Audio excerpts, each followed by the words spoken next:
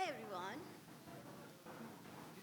How many of you how many of you here feel good when you see yourself in the mirror?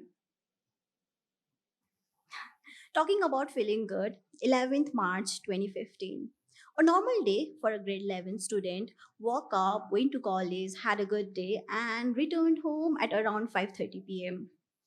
In 3 hours, I was lying in an emergency with half my body damaged along with my skin in doubt of being normal the next day, as the boiling water splashed over my whole body during one of my kitchen experiment moments. Those moments of Baba and Uncle arguing with the hospital staff as I was left unattended for a while still echoes in my ear. I was given the prelim treatment for that night and was only checked up the next morning.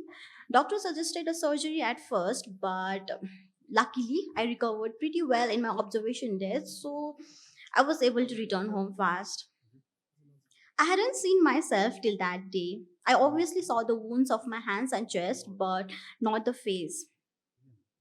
I remember they took out all the mirrors from the wall, covered the attached ones, and she used to place my laptop far away from me so that I don't have to see the reflection of my own face in that black screen.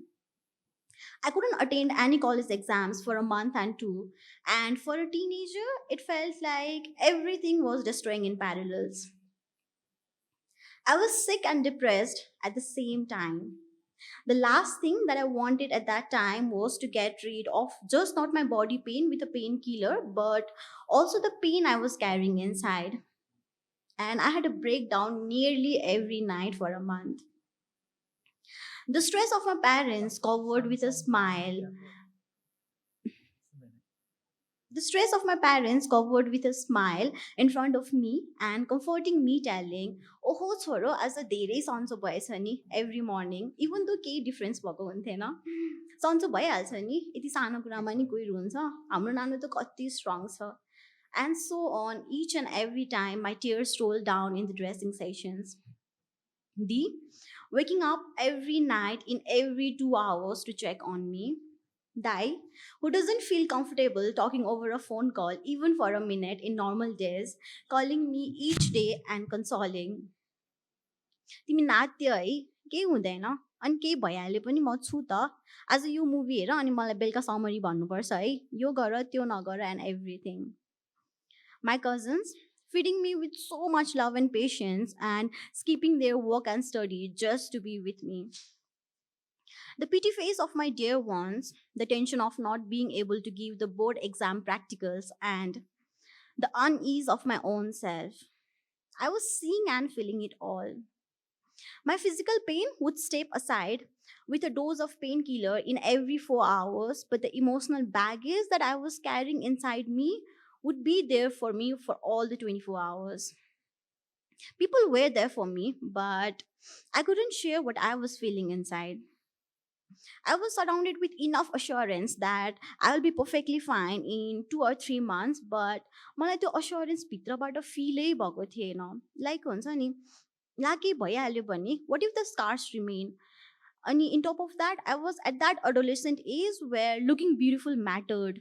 And for a girl, सायद त्यो natural नै हुन्छ कि के हो, we tend to be a little conscious about how people think about us in that period of time. I didn't know how to share things all, and from stepping out of my home to facing people and to loving myself in that own skin. For a girl like me, so unreserved, it was the first time that I spent that much time with myself. If someone here knows me earlier, I used to be someone who would be always around people. My life decisions would depend on people's words and their happiness, and I would be my last option in my own priority list. And I always needed people around me to decide what's best for me. And I doubt if I had ever watched a movie also alone before those 2 months, and there I was with myself for such a long time. I began listening to TED Talks, motivational stories, reading and writing, and unconsciously between those moments, I I began listening to myself, my worries, and my feelings. One good thing at that time was that I began painting, but before you color a canvas, collecting your broken pieces and coloring them takes time. And for me, it took a lot of time. Slowly, I was doing well. My home used to light up when I was able to hold a spoon myself, or when I fixed all the mirrors back, or I agreed to talk on video calls for the first time after the incident. And there are so many such small events that still widen my lips. But the real challenge came when I had to return to college. I wasn't prepared to answer all the questions without having my parents and my sister beside me. The inner confidence that I was building around my family wasn't ready to answer such questions as "Cha ke bhako timro face? You look so different from before," and so on and so on. I delayed the next 2 weeks telling mommy baba that next week but is answer na sachi next week but is answer, I promise, with a down face, and that worked for me. But one day when Dee was making me sleep, she said that baby तिमी जुन दिनसम्म तिमीलाई भित्रैबाट आफूले गर्न सक्छु भन्ने fill हुँदैन नि, त्यो दिनसम्म हामीले जति डोर्याए पनि you won't be able to take a step. First दिन मात्र अप्ठ्यारो हो, नेक्स्ट डेबाट त युजल भइहाल्छ नि. That was the first time someone said straight on my face what I was feeling inside. I knew that no one's hard work or courage will give me a fresh start if I myself don't start. I went to college the following week, and on my way, I met one of my closest friend, and he acted like nothing was different. And it gave me so much confidence to answer all my other friends. And some unusual stares, I tackled it by saying, "It's okay, it's okay, it's okay," like we say, all is well, with myself. And when I returned home that evening, I felt it much easier than I thought it would be. With time, all was great and I was grateful, but not everything was perfect and will never be. I realize this now. There were days still when I had no courage to step out of home, and there were nights when I secretly hide inside my sister's blanket to feel her comfort because I wasn't able to sleep on my own.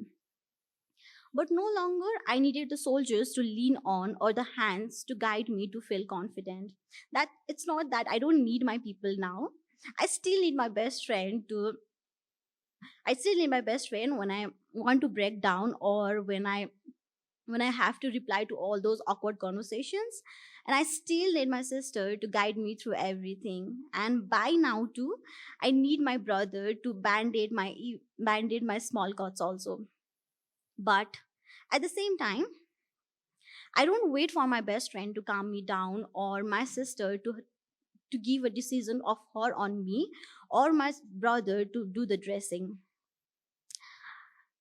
I manage it all my own when they are not free or are not available for me. And this whole journey has become like when I was seeking for the old me, I found a new me with an updated version. And with this and many more, I have learned to love to be with my own company and to fall in love with myself even more, which has never been an easy concept. I have learned that you should trust your own company first to overcome anything.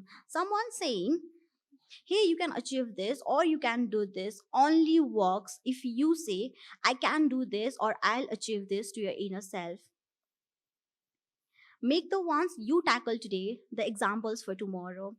Like today too, when I get enclosed with all the problems, I just stand in front of mirror and say, "You have survived that. So chill, you can do this too." And I feel so confident on myself. Thank you so much. Have a great evening, guys.